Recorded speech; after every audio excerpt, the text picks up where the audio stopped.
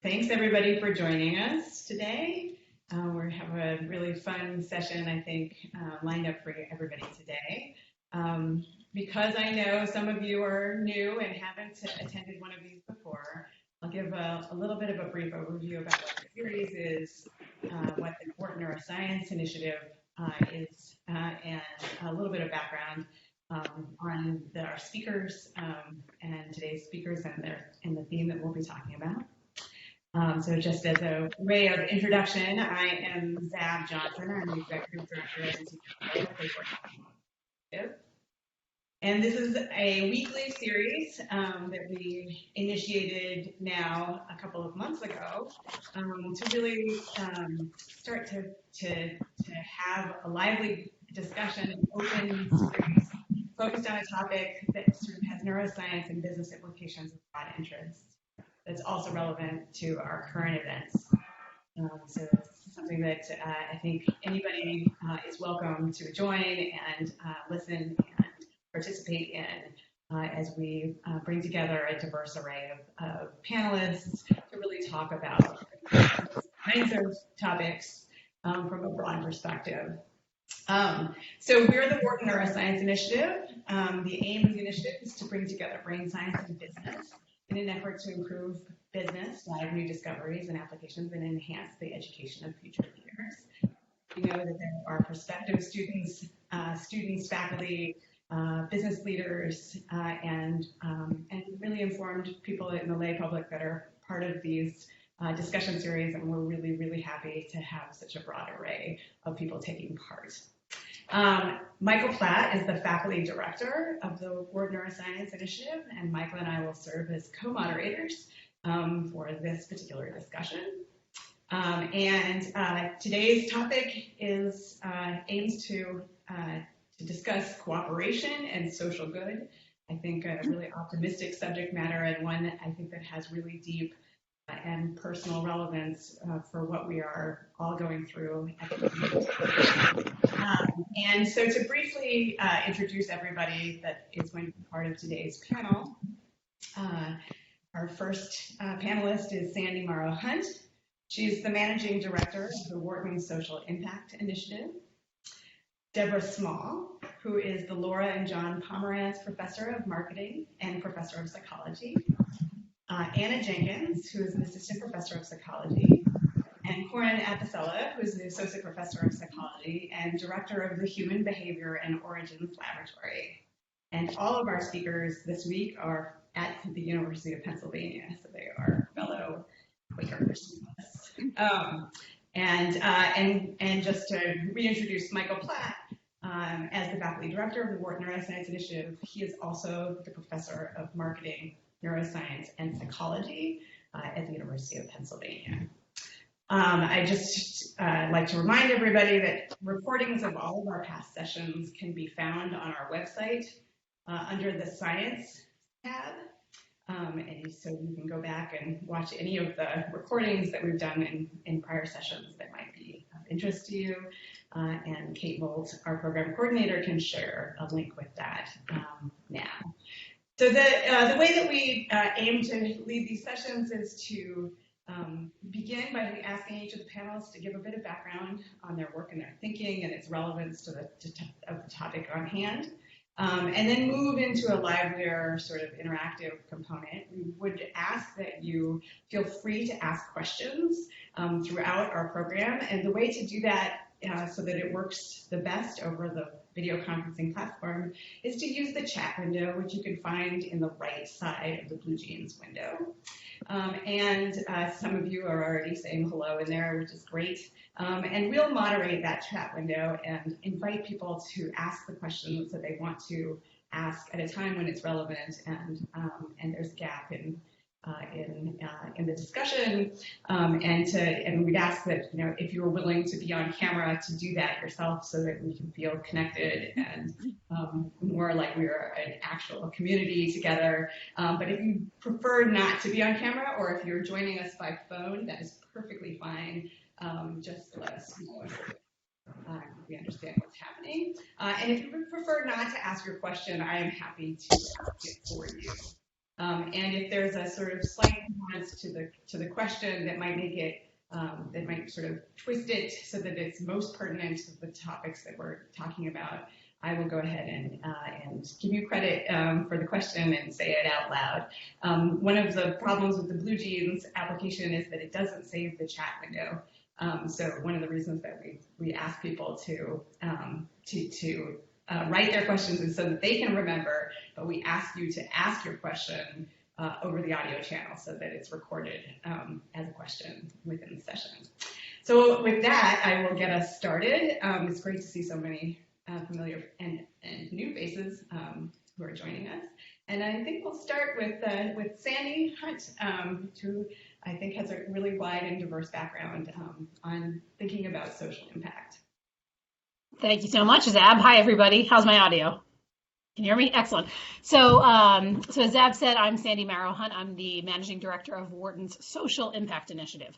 So that is Wharton's home for work at the intersection of business and social impact. We do two things. One is that we are training the next generation of talent to work in this growing intersection of business and impact. And two is we conduct relevant research, which is particularly important in fields that are growing as quickly and excitingly as the impact space is. So for the purposes of this conversation, I think what I wanted to bring is our experience in the evolving expectations of business. And I want to talk about that on two fronts. The first is people are expecting more from businesses individually, individual companies. And a few examples, a few sort of lenses that you can view that through. One is as consumers. So more and more we want to know about the supply chain of a company. We want to know about the pay gaps at companies. We want to know what their green environmental practices are and things like this. A great example that I often point to is if you watched the Super Bowl this year, the social impact presence during those commercials was unlike, anything in years prior. It's been growing. We've seen a few over the last couple of years, but this year it felt like more often than not, the commercials, these super expensive, right, single moments in time that businesses can make the most of, we're really talking about impact. And I did a little bit of looking back in preparation for this. Budweiser this year had this beautiful ad spot, I pull up the language, called Typical Americans. And it had all these acts of service. It highlighted male and female athletes in equal proportion. It was very diverse. It was very inclusive. And then you look back even, 10, 15 years ago, and it was the 2006 ad spot by the same company was how a guy was hiding his secret fridge of beers from his buddies so that they didn't drink his beers. To see that evolution in, we get one shot at a Super Bowl ad. It's costing us millions, maybe billions, whatever it is. And this is what we know consumers want to know about our company. We saw Olay come in with their female astronauts and the, NASA ad spot. So we're really seeing a shift in what individuals expect of companies they're supporting. Additionally, we're seeing a lot of increased expectations for the impact story of companies as employers. Talking, specifically, I don't know how many people on this call are students at Penn and Morton, but we're hearing from career services that every company pitching is talking about their impact. Whether or not it's an impact role they're hiring for, they know this generation of talent cares about this, this company. And the way I like to talk about this is there's a phrase like two-pocket thinking, like this is my philanthropic capital in this pocket, and this is my, my wages and my earnings and my investments, and they're in this pocket, and those are separate. I said this is a generation of people wearing hoodies. It's one big pocket, and they want their values to be aligned in the companies that they work for and the products that they purchase. And then this takes me to big bucket two. So big bucket one is thinking about companies as individuals. Big bucket two is thinking about investments. And we're seeing a huge increase in this concept of impact investing, which can be broadly defined as investing your money in a way that gets both a positive financial return and a positive impact return. You might hear language like ESG, environmental, social, and governance investing, gender lens investing. But more and more, if you go to the website of your mutual fund or you talk to your 401k provider, you can ask questions and be getting very meaningful responses about ways that you can invest your money to generate both a positive financial return and then also a positive social impact return. So we're expecting more as investors. And these are just, some very significant trends. And to sort of bring this all to this point in time, as my last point in my opening remarks here, it's mattering more than ever. I have a friend who works in advertising who said, I've never been busier at the beginning of the sort of COVID outbreak. And I thought, that's really odd. Like, we're expecting a recession, we're expecting consumer purchasing to go down. Why is someone who works in like retail and advertising so busy? Then you turn on the TV these days and every ad spot is a tailored commercial, recognizing this point in time, recognizing frontline workers, talking about what each company is doing. I mean, it is tone deaf to have anything but that out right now. And so I think, these are all just some really significant forces that were happening over the last 20 years, especially the last 10 years. And though COVID is, a tremendously horrific situation and by almost every account, one very small silver lining, not to outweigh the atrocities of it, is that I do think we're seeing, an even greater rate of increase of expectations that business has a real role to play in impact. So let me pause there. I look forward to your questions later. Great, thanks very much. And we'll move to Deb Small. So Deb, you have had a lot of work on social impact, from everything from the psychology of why we want business to share some of our common values to why what makes us more willing to be charitable and socially do good things. So why don't you go next? Thanks. So everything Sandy said really resonated with me. I teach the Marketing for Social Impact class, and we have many discussions about what brands are doing to stay relevant in our lives. Like, even in this period of time where many brands are hardly selling anything, right? Because people don't have the same needs as they did before this pandemic, and yet they don't want us to forget about them. And this is so central in everyone's lives, and so they have to kind of stay a part of it. They do run a risk of appearing disingenuous, and I think that's kind of a tricky marketing line to walk. But nonetheless, they're all kind of focusing on this, as Sandy pointed out. But what I really wanted to talk about for my intro here today is about how we're all responding to others and in this great misfortune. And so a lot of my research over time has looked at how people respond to others' needs and whether they're willing to make their self-sacrifices, whether through money or time, or right now through staying home, or losing out on experiences that they expect to have, such as summer vacations or whatever it might be, for the greater good. And so one of the common themes in my work is that people don't always respond kind of rationally to tragedies, in the sense that rationally you might think we should allocate our money where the needs are greatest, or where our money can have the greatest good, right? So where our dollars can go the furthest. But in fact, what we tend to do psychologically is we tend to kind of respond sympathetically when something tugs at our heartstrings. And the things that tug at our heartstrings aren't always the things that are most important, or where our money can go the furthest.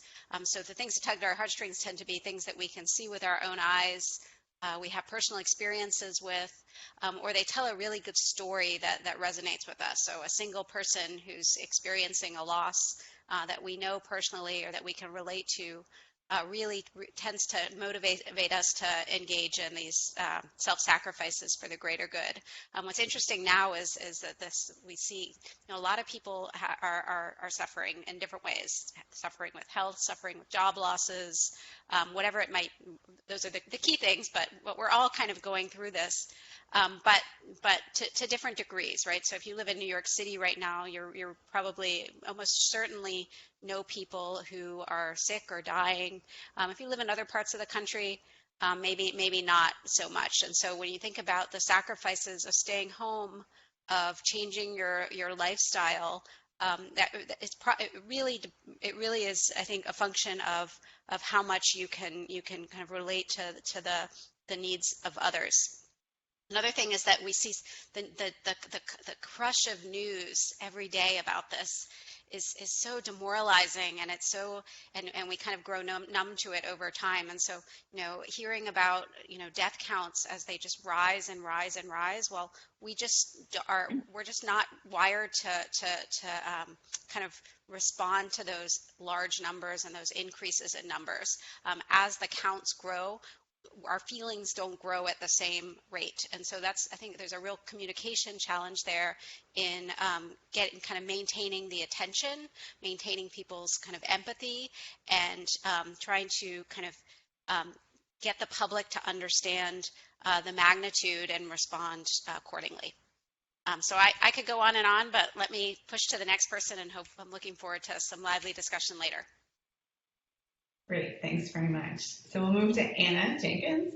So Anna, I think you have some really great perspectives on, on exactly the themes that Deb talked about, but from a psychology and neuroscience perspective. So we'll hear from you.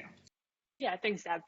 So as Deb said, I'm Anna Jenkins. I'm an assistant professor of psychology, and my lab really focuses on several different questions, but all sort of centered around trying to understand how people flexibly navigate their social worlds. So as you go through life, you're constantly making decisions about how to behave in ways that impact other people. So you have to make decisions about who to trust, who to avoid, who to help, and these kinds of decisions are decisions that everyone seems to sort of make effortlessly all the time. But when you think about what the mind has to do in order to make these decisions, it's really quite amazing. It's quite a challenge for the brain to sort of figure out and integrate all of the information necessary to make a decision, for example, about, which of these people should I trust, or how much should I trust this person? So one of the things that these decisions tend to hinge on are inferences about the contents and the qualities of other people's minds. And this is a problem for the brain that I find really fascinating and that I've devoted a lot of my work to. So when you want to know, should you trust, should you help the person who's asking for bus money, you might want to know, do they actually need the money, or are they trying to con you, for example?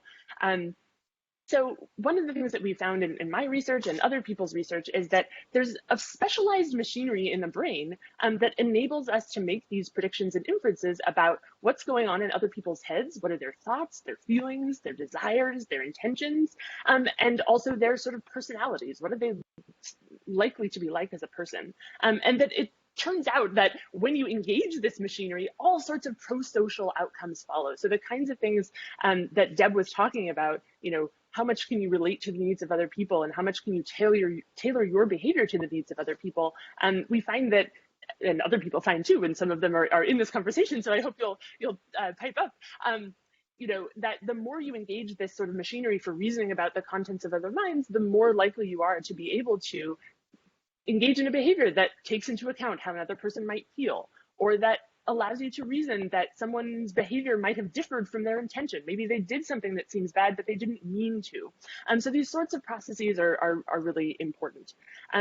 The other side of this that we found is that these processes aren't engaged all of the time. So in particularly this situation with people distanced physically from each other, we've stripped away a lot of the cues that would typically fire up this machinery and say, look, this is a mind that has thoughts and feelings. And so one of the big challenges, I think, in the current situation is figuring out, how can we overcome those gaps of physical distance and reduce the sort of social distance that separates us to really capitalize on this cooperative nature that we have as humans. And we've done a little bit of work that hints at that, which I'd be happy to talk about in the Q&A.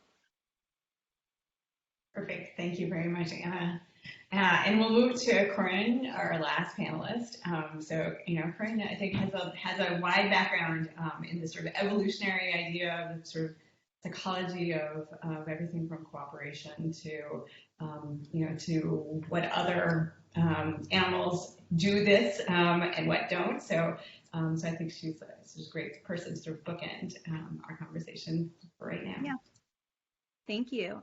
So I'm Corinne Apicella. I work with one of the last remaining hunter-gatherer populations in the world. They're called the Hadza.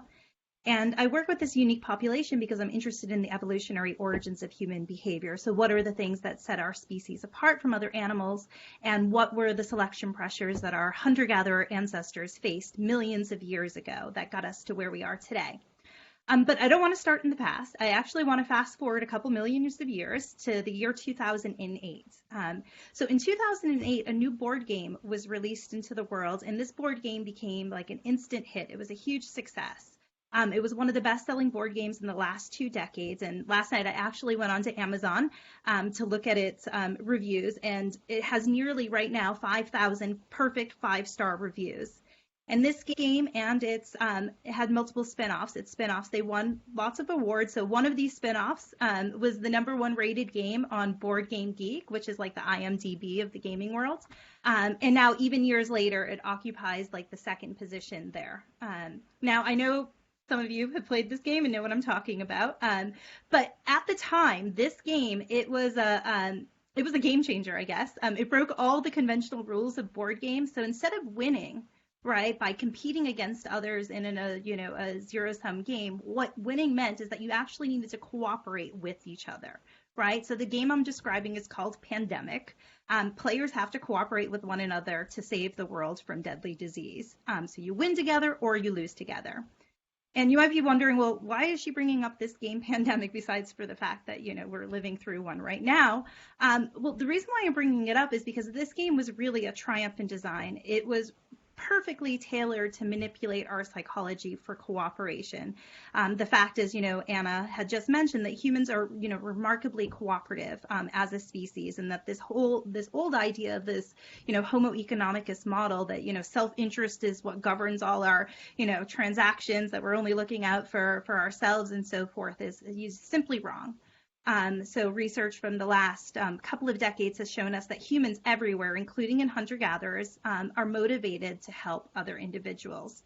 And you might say, okay, well, other animals cooperate too. But what I think is really interesting about human cooperation that's really relevant to the discussion today is that cooperation in humans can take place on multiple levels. It can take place in small groups, but you can get cooperation to scale up. That group can get bigger and bigger and bigger and include even millions of individuals. So voting or donating blood or even going to war are good examples of that.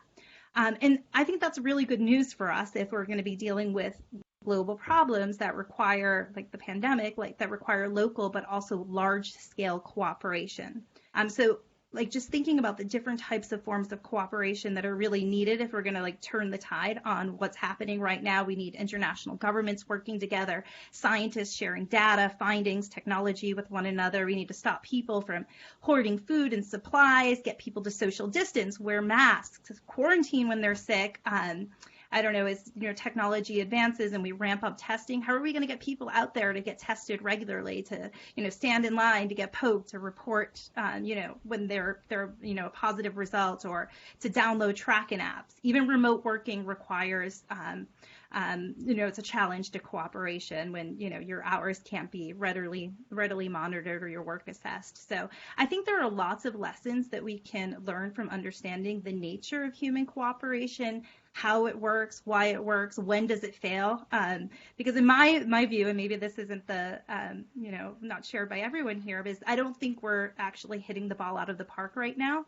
And so the questions I would be interested in talking about today is, well, how do we buffer against things like hyper-nationalism, political polarization, which really, I think, limit our capacity for large-scale cooperation? Yeah, we have this cooperative psychology, that's great, but on the other side, we also have a tribal psychology, meaning that we're very good at cooperating in our groups and at the expense of or even against other groups. And then I know that, Deb and Anna had already mentioned this, but how do we design policies and create norms that better exploit our altruistic tendencies to get people to cooperate more? And I think that there are, there's a lot more that can be done there. So I'm excited about today's conversation.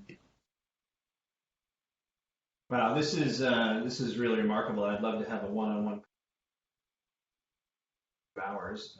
This is really, really great stuff. And so, but kind of to circle back to Sandy and Deb, I kind of want to touch on the tension a little bit between in some sense, the perspectives that you raised, because on the one hand, we think about impact investing, and that reminds me of this so-called effective altruism, which is basically about kind of crunching the numbers and investing or helping where you think it will have the biggest impact. There's fewer there's less friction in the system, et cetera.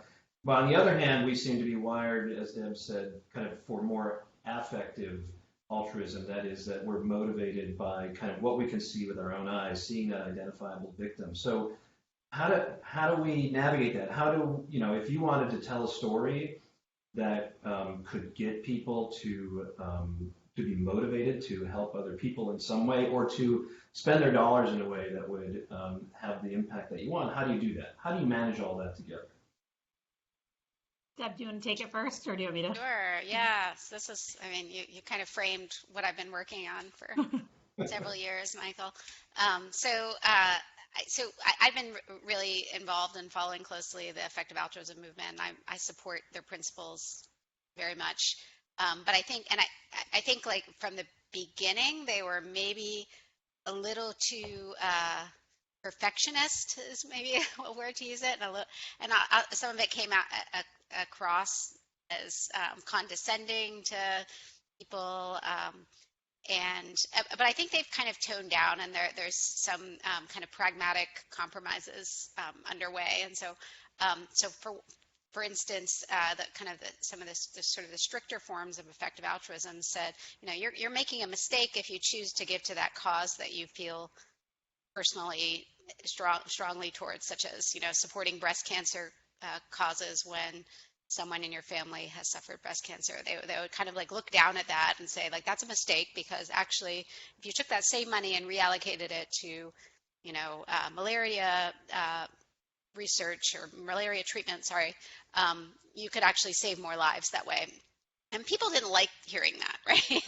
They didn't like that message. It was like, it's like, this is my altruism. This is me. You can't tell me what to do with my money. This is the way I want to help. And in fact, we have a paper that shows that kind of one thing that really kind of gets in the way of effective altruism is people's own kind of subjective preferences, and the fact that people think that it's morally appropriate to make decisions of where to give to charity based on their own based on kind of the causes that they feel strongly to, as opposed to where their money can do the most good. But I do think that these kind of two sides are to some extent kind of coming together, and the effective altruism movement has sort of in some cases has kind of toned down its rhetoric and is moving toward as I said before, more compromise. So for instance, the economist Dean Carlin, he has this great line that I'll quote him on. He says, he encourages people to choose a cause with their heart and a charity with their mind. And so it's kind of applying the logic of effective altruism, but after already selecting a cause, as opposed to kind of which cause you support. And so, for instance, if there's lots of different ways in which you can support breast cancer, let's help people find the most effective way to do that, as opposed to saying, well, that's a mistake because you can save more lives if you give in another way.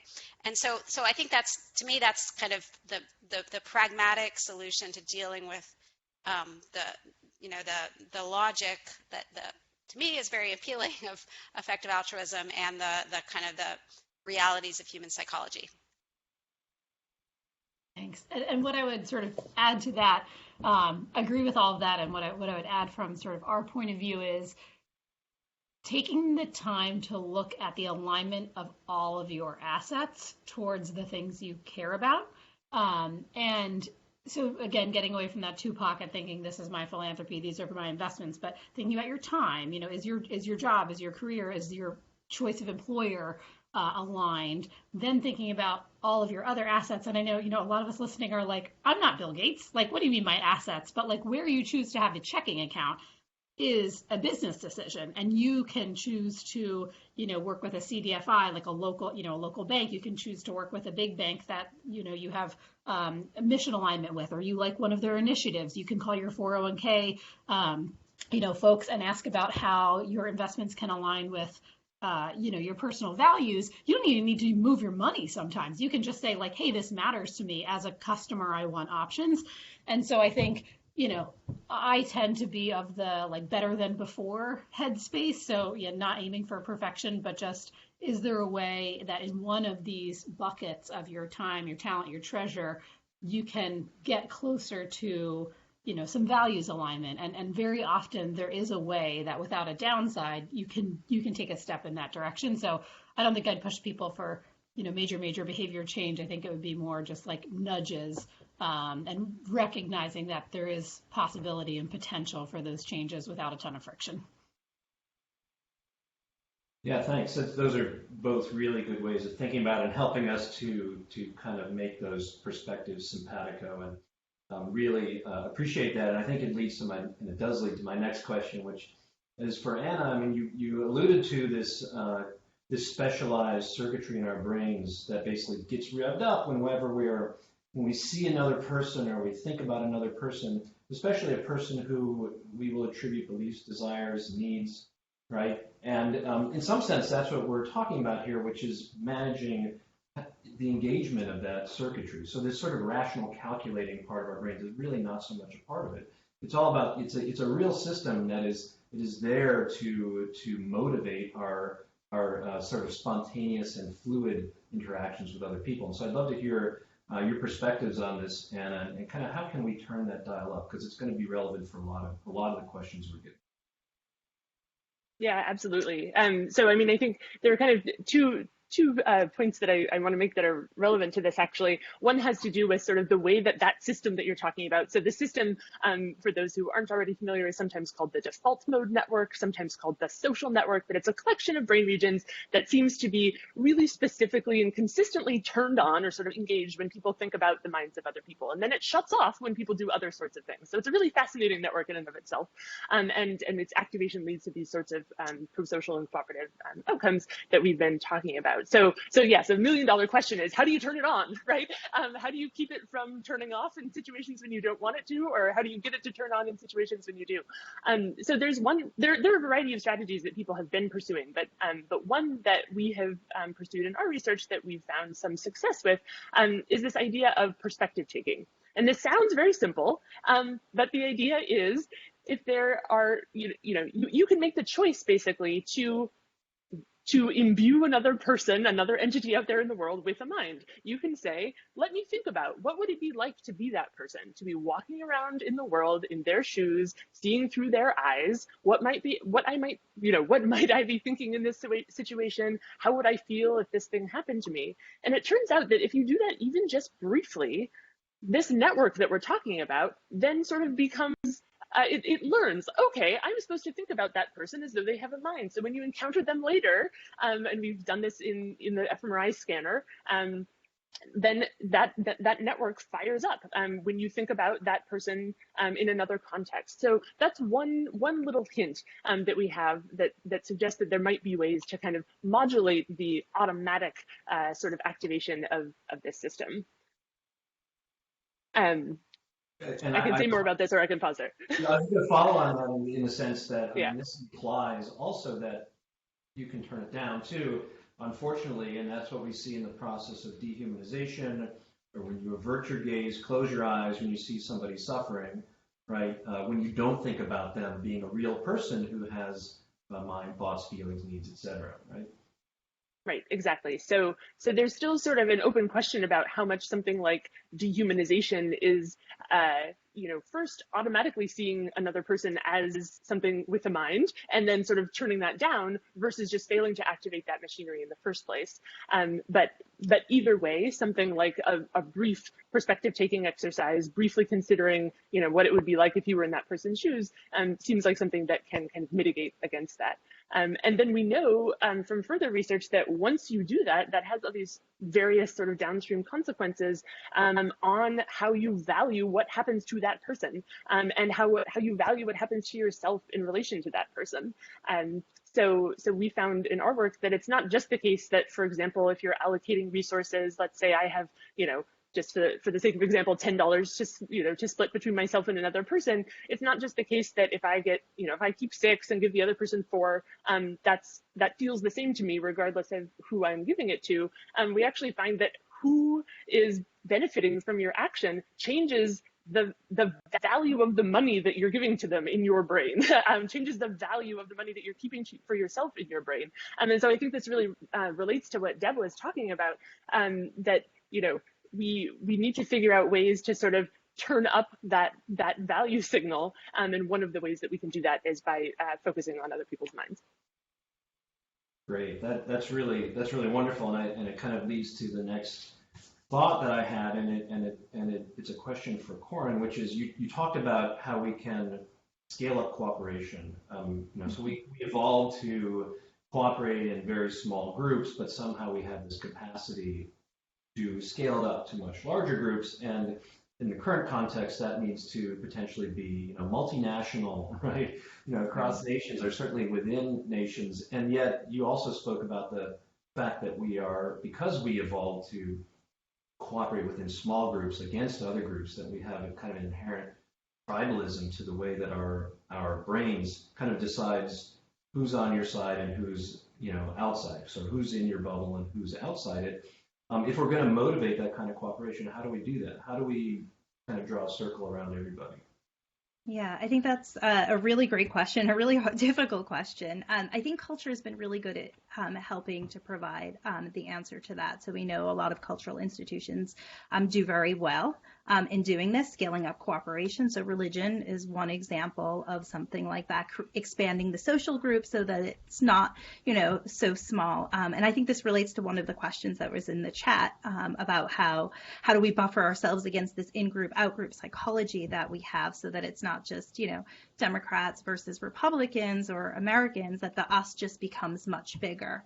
And I think Anna's, explanation or, idea of perspective taking is one way to do this. I think, other things are, strong leadership to instill, potentially a collective voice, to rally the people, to create unity, a shared purpose, a vision for the future. I think those can be really powerful. This is, exactly what's done in war, before battles, right? And also post-war too, to, help, create these protective and sort of collaborative or cooperative allegiances with one another. And I think Churchill is he's my go-to person, but he was he was phenomenal at this. Like, his speeches always had this sort of stronger together, win or lose together message. And I'm in particular reminded of, one of his speeches to The Hague in the late 1940s, where he sort of pushed for greater, post-war European cooperation. And I don't remember it exactly, but he had this just very beautiful image, of the sun, new days, sunlit days he talked about, and children would be the heirs of all the riches and the sciences and so forth. I'm not doing his quote any justice at all. But I do think that, shared vision is exceptionally powerful. It was interesting that, you were talking about dehumanizing, because I thought one way to do this is kind of to make the enemy more salient, and you can create a bigger in-group. And the enemy here is the virus, really. And I just wonder if that maybe not the opposite would be useful here, that right now this enemy is so abstract, it's mysterious, it's not tangible, we don't really understand it, we don't get it, we can't see it, right? And I think potentially making it more tangible and almost humanizing it, anthropomorphize the crap out of this, just maybe even put a face on it, but in our language and our descriptions and our depictions of it, that could also be useful. That's just a crazy idea I just had when you were talking about that. And then just this idea that, that we now really live in this, interconnected world, that this is a, virus that doesn't respect borders, and that, if just because you're separated by an ocean or a wall or something, that's not going to protect you, that the world is safer when, or you're safer when the world is safer. So yeah, I think that those could be useful. I don't think that humanizing the virus is that crazy an idea, because I've seen some depictions from, I think, countries in Asia where there's sort of cartoons of the virus, so I think it's kind of a really interesting... With little horns? Yeah, just a really interesting thing that we could do with it. It is troubling that it is, it's invisible, and so I think that makes this whole challenge, that much more problematic, because there isn't an enemy to fight, right? And so that I think is super challenging. I wonder, you talked, Corin, a little bit about, I think it was Corin, but maybe it was Anna as well, about the fact that we are, so much of of the circuitry in our brains that is needed to overcome these challenges are engaged by interacting with other people, and yet we're social distancing. We're at best interacting through, through teleconferencing apps, and where a lot of the information normally rely on, a lot of the cues, et cetera, nonverbal especially, are hard to decipher. It's hard to see everybody that you want to work together with. So what can we do better? How can we leverage the tools we have to make this, in a sense, more satisfying psychologically, and to help us kind of rev up that engine so we're more likely to cooperate and more likely to be pro-social? Yeah, I think that was Anna, but I'm happy to talk about revving up cooperation too. Anna, did you want to take it, or? Go ahead and start, and I'm happy to pipe up with additional. Okay, so I guess I'll talk about the cooperative side, like how can we better sort of exploit our cooperative tendencies. And as I sort of alluded to in the intro, I don't think that we're necessarily doing enough. We know people enjoy cooperating, but we also know that they enjoy being recognized for their cooperative acts, and they also don't want to be taken advantage of.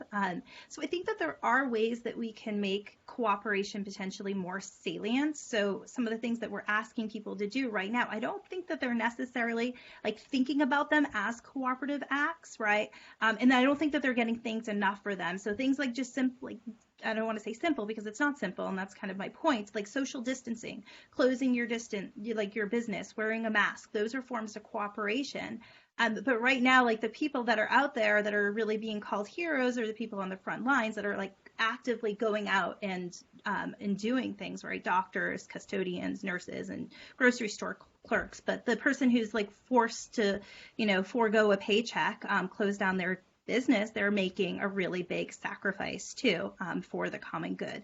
And I kind of am reminded, again, I don't remember the specifics of this, but I remember this meme, and Michael, you're on Facebook too, but this meme that was circulating earlier in March, it was like a picture, I think, of somebody like on the couch with like Doritos or Cheetos or something. And it's like, oh, to win this war or something, or this fight, like all we have to do is just stay home. It's so easy.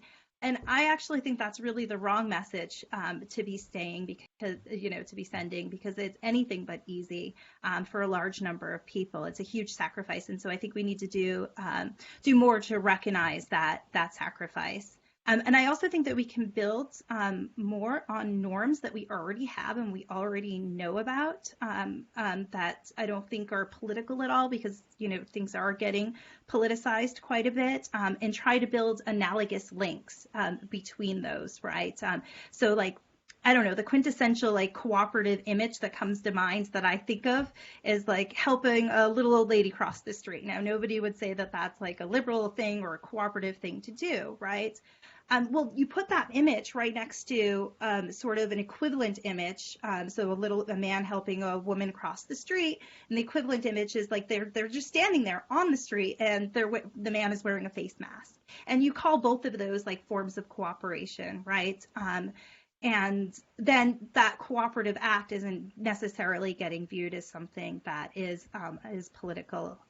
You can see, I think, more easily why it's cooperation, why it's helping somebody else. And then finally, I think the last point that I would be interested in hearing other people's opinions on is, I worry a little bit about introducing sort of like these more coercive or draconian measures to get people to, distance and isolate. I'm afraid that they could potentially backfire and undermine our natural desire to help. So I think there's this, like, again, tendency for governments to underestimate our capacity to cooperate and assume that like the default is that we're not going to do it, right?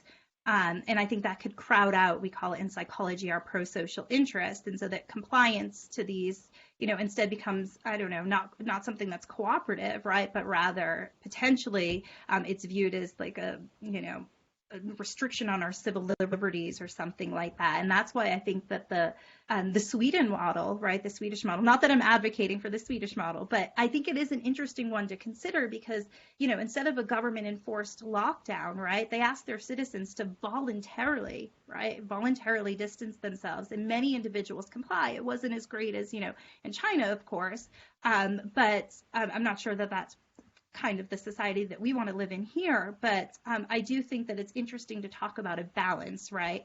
So that policy doesn't necessarily backfire. We don't want to undermine those natural tendencies that we have to be good citizens and good neighbors, because I think these coercive instruments are kind of like blunt instruments, right? They don't take into account things like personal costs, that it costs me maybe less than it costs you to stay home and so forth. So I think exploiting our altruistic tendencies more, or relying even on positive incentives, could be better in these instances to rev up cooperation. Thanks, Anna. I don't know if you have anything to add to that, or anybody else for that matter.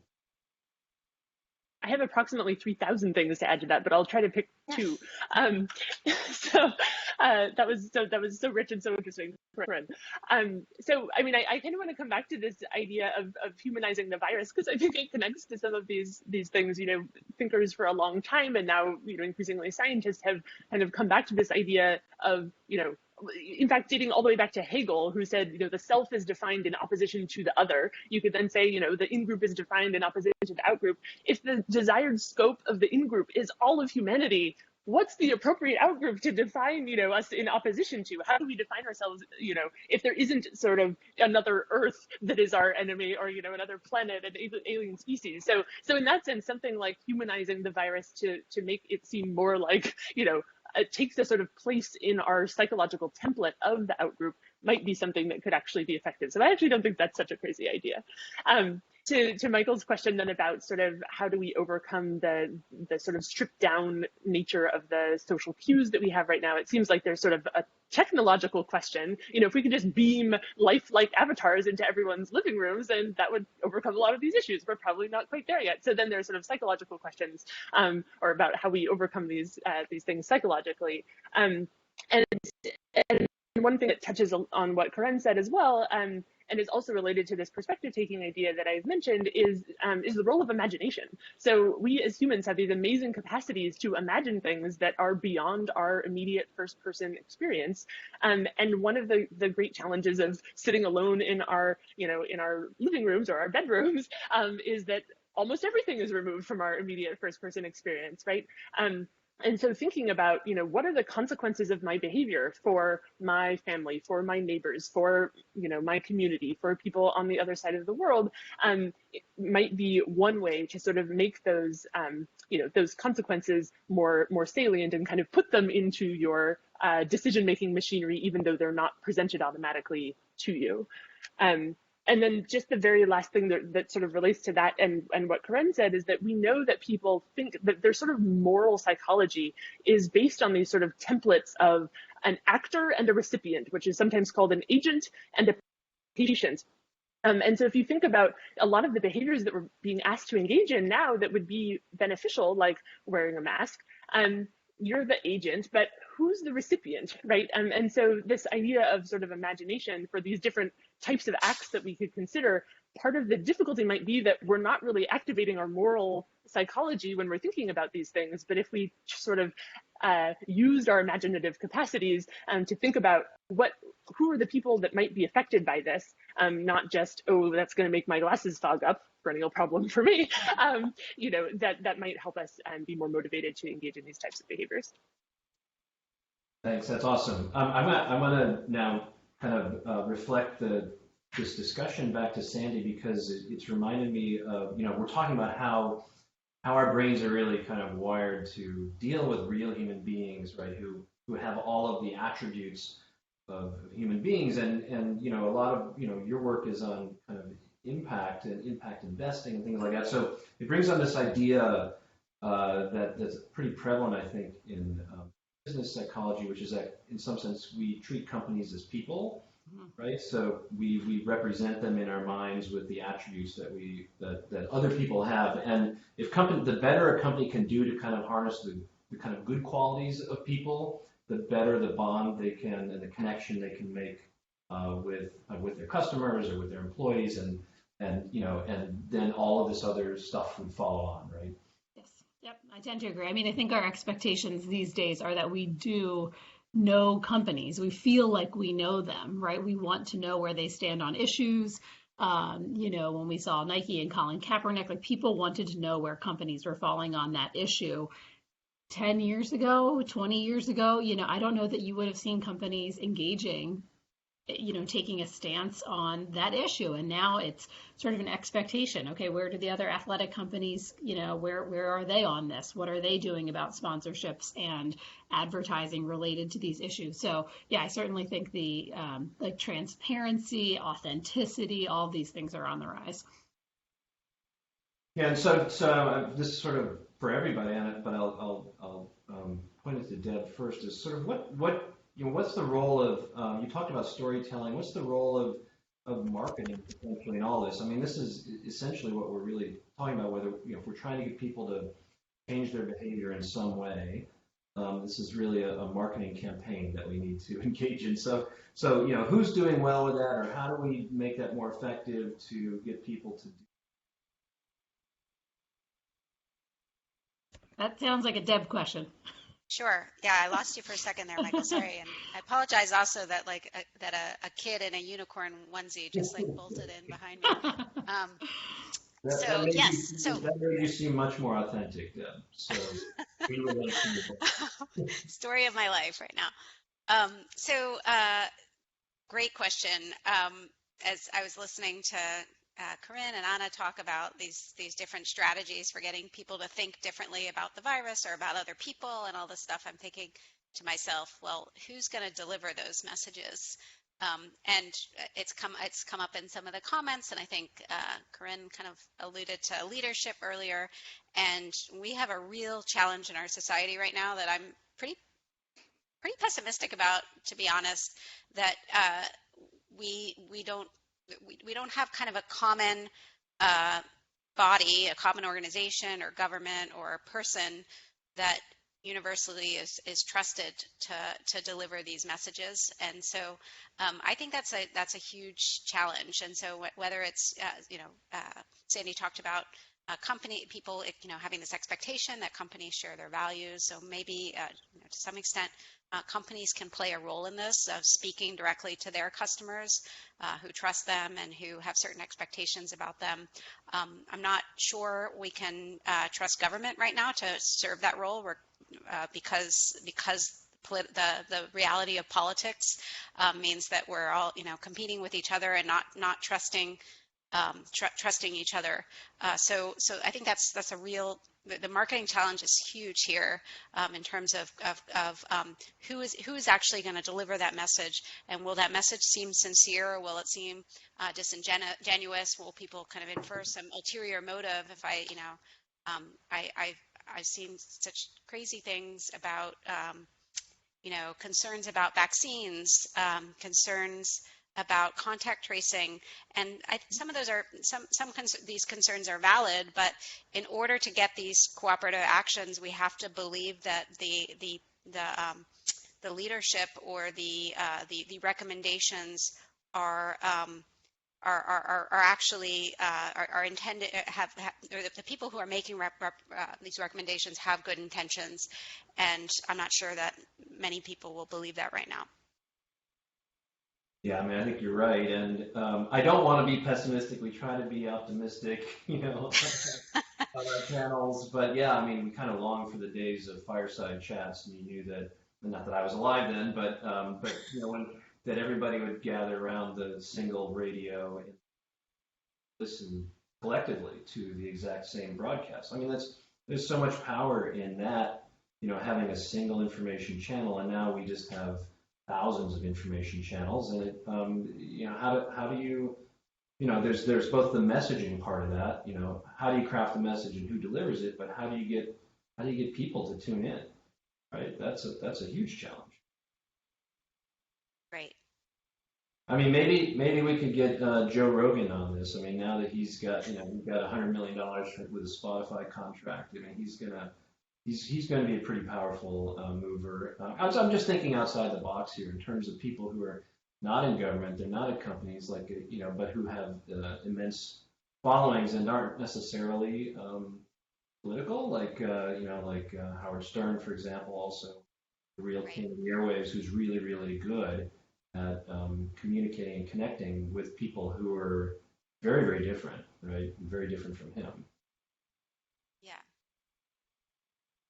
I'm not necessarily advocating that Howard Stern now be made, grand communicator in chief for the pandemic, but it would be interesting. So we went from Winston Churchill to Howard Stern. Well, Well, we had Donald Trump in between, so we were kind of on that, the trajectory was there. the right person for the times, right?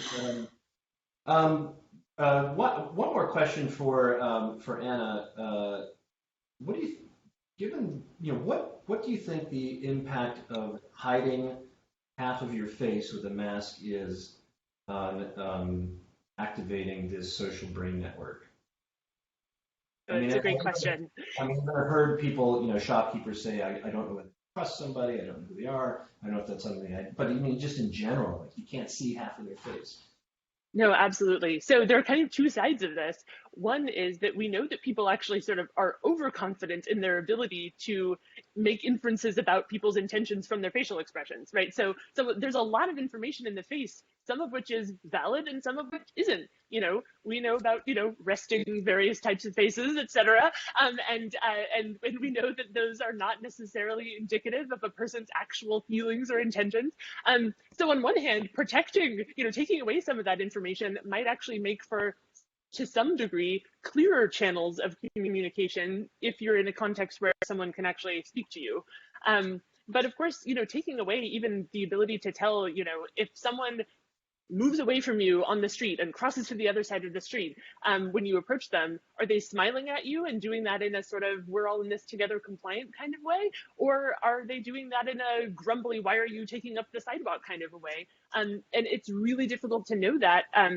So I think that there's sort of two sides of this coin. One being that this might be removing some information that would otherwise get in the way of sort of effective reading of other people's minds, but another being that it's taking away a lot of the information that we might need to reliably understand other people's minds. So on the whole, it's hard to know what that impact is. I do wonder sort of what will the consequences be downstream for this.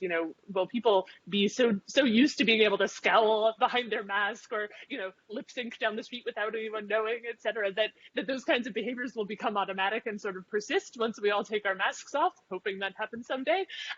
Or will that change sort of the role of expressive facial movements in communication? It's a really great question. Well, maybe a fodder for current and future research. So this has been a wonderful hour. In the last couple of minutes, we always like to kind of ask our guests if they have any advice, practical advice. Need not so be based on your research, but is there anything that you've done or implemented, or maybe you took out of something that you learned from the research that's out there that has seemed to make your go of things a little bit more effective, whether it's getting cooperation going in your family unit or I don't know. I'm just kind of throwing that out there. And Deb, you're laughing. We've got a family unit there, as we all know. Yeah, I regret that I think I'm not very good at applying my academic lessons to my family unit. But I mean, back to one thing we discussed earlier is when I started researching, causes of sympathy and altruism and things that distort giving patterns. I just, for myself and for my family and representing my family unit, just started kind of researching more effective ways to give and just kind of made that a priority. So even though I know certain causes tug at my heartstrings, if I want to support them, I do that in addition, instead of like things, buying something for myself, but I'm kind of made a commitment or a budget for charity that goes to causes that we know really work and make a difference. Great. Anybody else? I would just add one thing. I think Deb did a beautiful job of making this example on the call, but it was just your luck, not mine, that wasn't a toddler here. I think we're seeing much more integration of work and life and a lot more compassion and empathy for what that looks like. And in a lot of ways, this situation has sort of forced us to do so, right? Like we were in the same buildings as our, child and partners and figuring this all out. But a lot of those pressures were there for working parents all along, right? Like they're more visible now. And so a moment of optimism from my end, I think, is how this will help us address these issues, because we've been forced to address them right now in a way that for years it's just, oh, but you're at work right now, right? You're not a parent right now. And I think that sort of lack of integration can be hampering to elevating success on all fronts. So I'm excited to see if that gets shaken up a bit. All right. Yeah, I would just say that I get a lot of comfort thinking about just the history of humanity, the fact that it's, profoundly short, and yet biologically speaking, we have been remarkably successful. So you could just imagine a 100,000 page volume of the history of the Earth, right? Well, humans would only make their appearance on the very last page, but that last page would just be spectacular, right? It would be triumphant last page. So we have faced so many things, natural disasters, various wars, famine, disease, and so forth. And on the heels of many of these, atrocities that we've faced, we've built institutions, we've come cooperative organizations, we've come out of them stronger. So I think if we can figure out how to collectively, solve this problem, we have a really good opportunity to build a safer world, a better world, where we're better equipped to tackle, other global disease threats, but also other just global threats in general, be it climate change or terrorism, cybersecurity issues, or whatever. Diana, we'll give you the last word. I really feel like Corinne should have been the last word, but I think one thing that we haven't touched on today that I think is really important is this idea of sort of conformity and compliance with social norms. And we know that we as humans have this tendency to want to do what other people are doing. So in some ways we have to fight against the news media who tend to highlight, oh, these people violated the norm, and there was this big collection of partygoers at the beach, in this one place. But by and large, people all over are doing, what you might call the right thing. They are social distancing. They are engaging in these behaviors. And so I think the advice would be, don't underestimate the impact of your going out there doing what you think is the right thing on the behavior of other people. People tend to comply with what other people are doing. You can be the trendsetter. That's a perfect ending, quoting Spike Lee, do the right thing. So we'll let Zab wrap it up. Right. Thank you, everybody, for today. I think we could have done this for another couple of hours, I think, and really evolve the conversation. We might have to bring that together. There were questions about competition, which is inequalities, which I think are really fabulous topics for future sessions in and of themselves. So hang tight, people, and thank you again for joining us for this week, and to our outstanding panelists. It's been really our pleasure.